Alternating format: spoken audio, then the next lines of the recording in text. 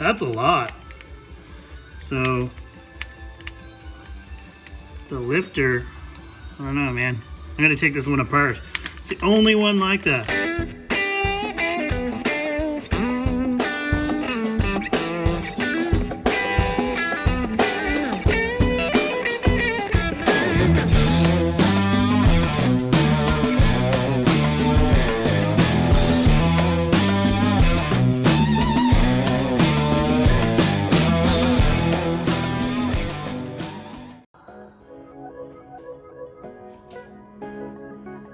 Here we go again.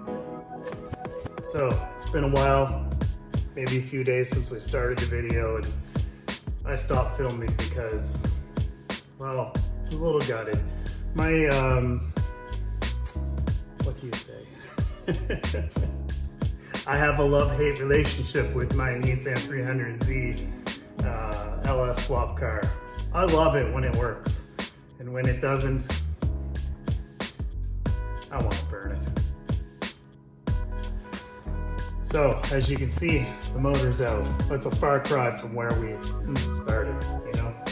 I thought a little tappy sound and we'll replace a collapsed lifter and life will be good. I pulled the head off and 7 lifters came out and 1 did not. The reason it did not is because of that. I don't know if you can see that really well. Zoom in there, focus. Yeah, that should be fine.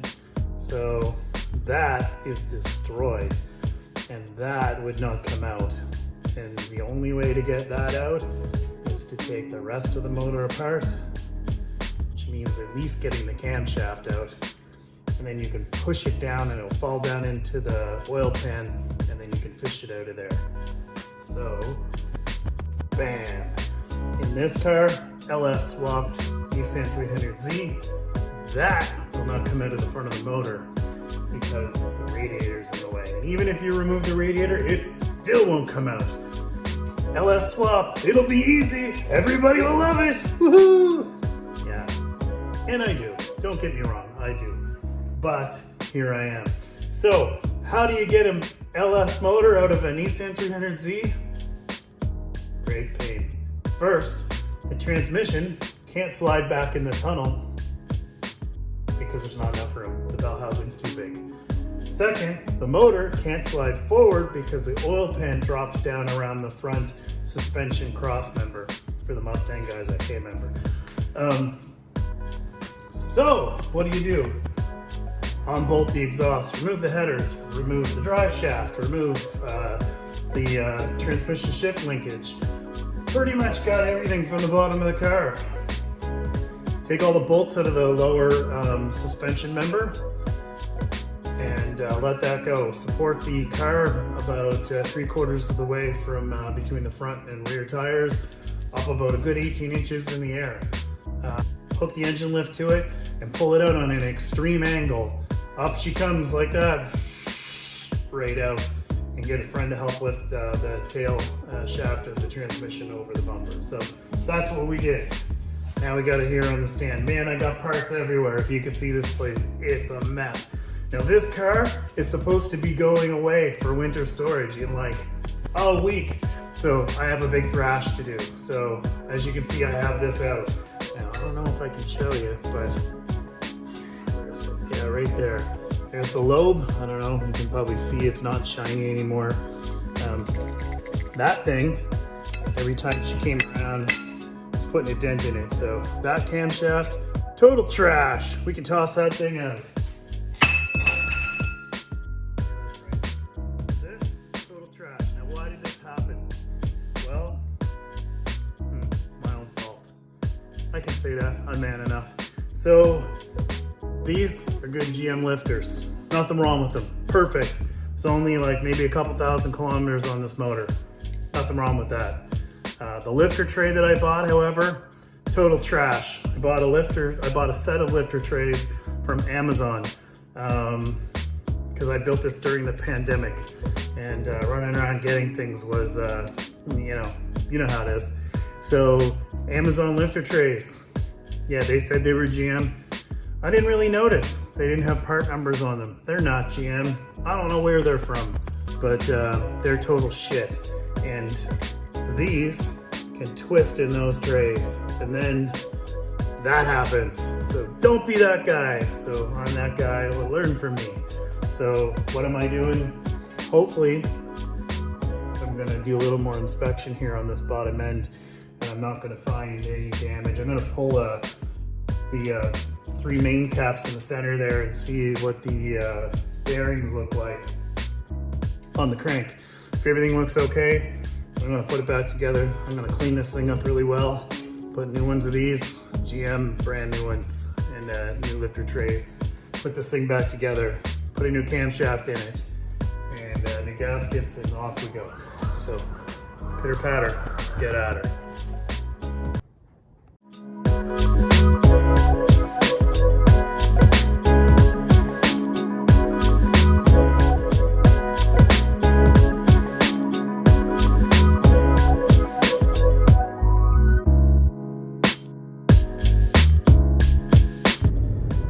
Alright guys, well, it's off to the parts store to get pieces to put that motor back together. So, as I said, you know, we went through it and found no real evidence of damage to the bearings, and really the oil looks clean. There isn't a bunch of shine and grit to it, so I think we got this thing shut off in time to avoid any major damage outside of the 2 lifters and the cam that it dents in. So, all right, so I'm off to get a bunch of seals and new lifters and new OEM trays, gaskets, and a camshaft. So we were able to get almost the same cam. It had a stage 2 Brian Tooley Racing NA cam for LS 1237, I think. Anyways, for that, we have it in a 6.2 liter, but yeah, it worked fine, and it's about as aggressive as I want in that car.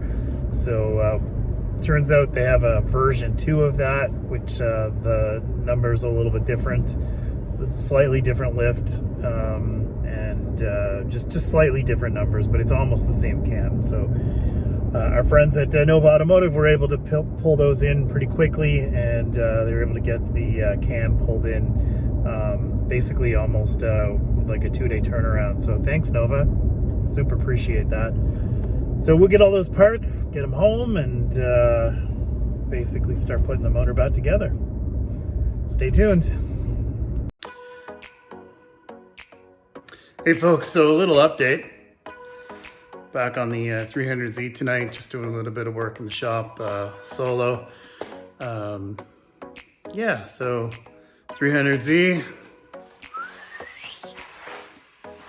LS motor. That should be in that car. And well, if you've been following along with this video, you know why I am here. And you probably know that I found a little bit more than I was hoping or bargaining for. So, you know, it is what it is, right? So just trying to cram some of this in between, hey, whoa, there's an absence of a Trans Am. Right.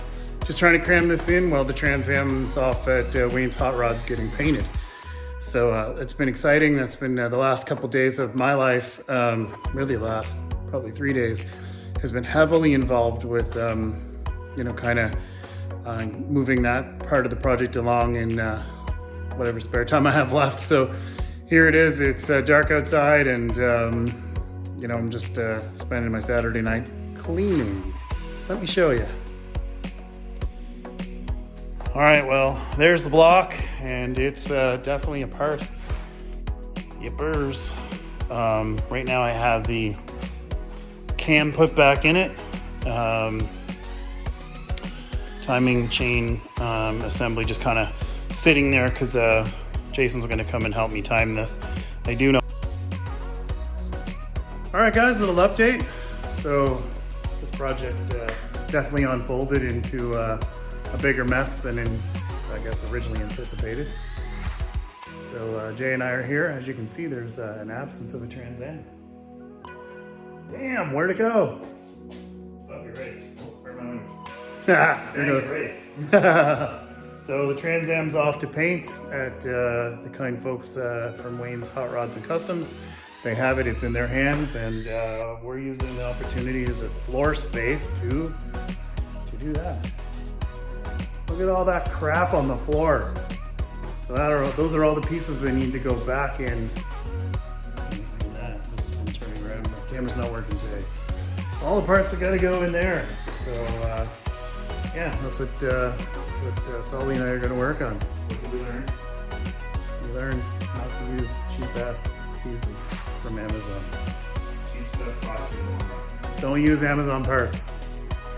In my defense, it was during the pandemic and I couldn't go to the store and get the parts I needed, so I ordered them from Amazon. But Jay's right. Anyways, pitter patter, we'll get at her and we'll get this thing together. Let's do it. All right, you folks have watched us build LS motors here in the shop before, so I'm not going to go into a lot of detail here. But we're just working on the timing chain and front cover. Jason's putting the oil pump on now. Yeah, thank you. And torquing that to 18 foot-pounds. The chain cam gear went on. They got theirs torqued, and so we're going to do that. And then we'll probably put the oil pump pickup on, and then we'll do the front cover. All right, boys and girls, so there's the front cover going on. 18 foot-pounds for those. All kinds of love. What's next?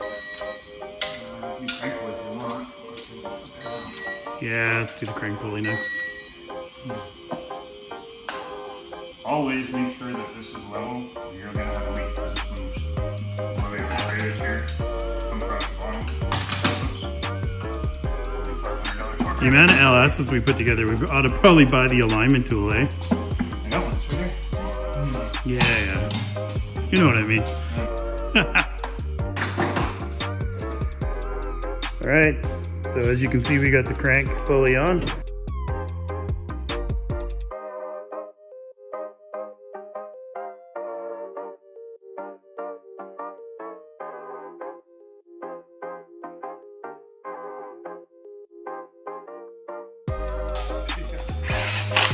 What's that? What's that? No torque unrequired? Just spin him down with the DeWalt. I'm in the Milwaukee. Yeah.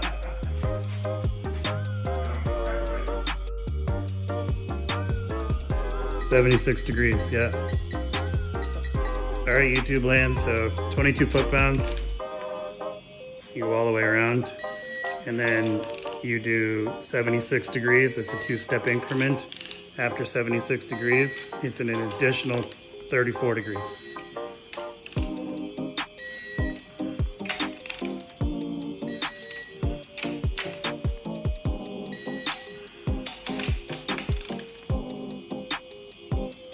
Untorqued yield stuff.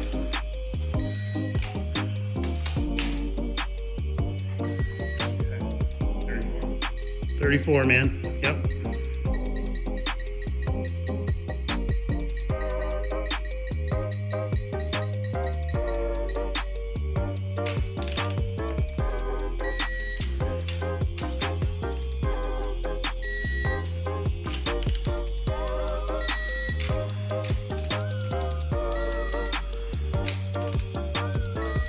Yes, when the guy behind the camera tells you to crank it at 76 foot-pounds, don't listen to him. 'Cause he needs to drink coffee or something. Sweet. What are the pounds?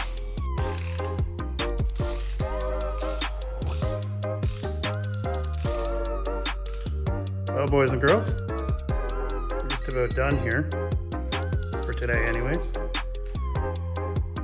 Today's just setting Installing the Harlan Sharp lifters. this motor because it has aftermarket heads, valve train and everything. We had to put specific length push rods and adjustable rockers on it. So after we get it in the car and get a little bit of oil pressure into it, we'll pull the covers off again, reset the lash. Lash is really close to what we had last time, so it didn't change very much. Yeah, that's where we're at. Looks pretty. Woot woot. Got clear valve covers. There isn't really anything else we can do here today. The pile's smaller. The oil pan needs to go get a little clean job in a tank. So we just gotta make sure there's nothing in it because there was stuff in it. The intake can't go on until after the engine's in the car. The valve covers we might just toss on here for a sec. What else? I mean, the only other thing we can really do is put the accessory drive bracket on there and the clutch. And, yeah, the alternator goes on when it's in the car. So that's about it. And then other than that, that car needs to come over here because we took it out over there and it was a nightmare. So it's much easier if the car is over here, and I'll go through that as we put that back in. But good for now, man. Thanks for watching. See you guys.